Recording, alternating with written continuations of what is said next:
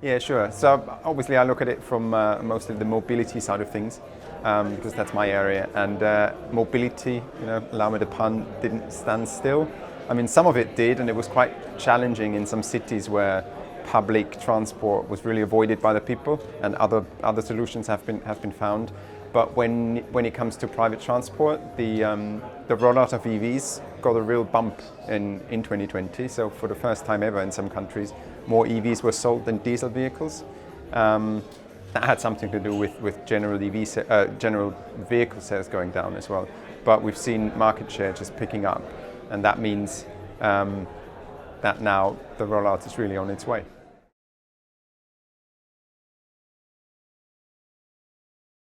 When we think about that, the EV rollout being on its way, that now means EV charging infrastructure, and we just had a very interesting panel on that subject, has to catch up. And while the industry is very enthusiastic and thinks it's in a good state, because there's lots of investment and lots of good technologies and companies really making a difference, there are, from the side of drivers, there are still some challenges. You don't want to come to a public charge point and that not being available. Or broken down or something. So both on the public side, where there's more charge points being needed and better technology, so still improving technology. Also on the private side, the private charge points need to be able to provide smart charging. That means drivers being able to react to when electricity is cheap and also when it's expensive. So that integration needs to be even stronger.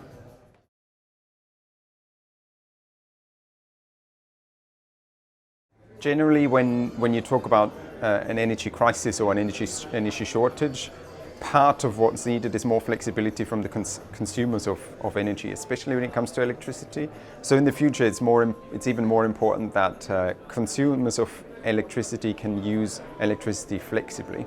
And from an infrastructure perspective, that means it needs to be technically possible for consumers of electricity to shift their demand to other periods in the day, and that might be smart appliances, that might be lighting, that might be something to do with heating, and it's also EV charging, and that's actually a really strong technology to provide that, because as we've heard, cars stand around most of the time.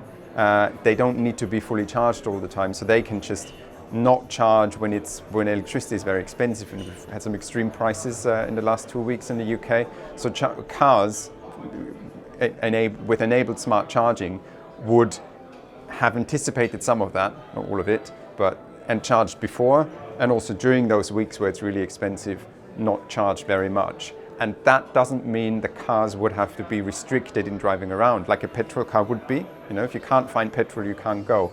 With an EV, you can still anticipate or fill your battery when it's needed and then react to price signals, and that's what smart charging and smart infrastructure is all about.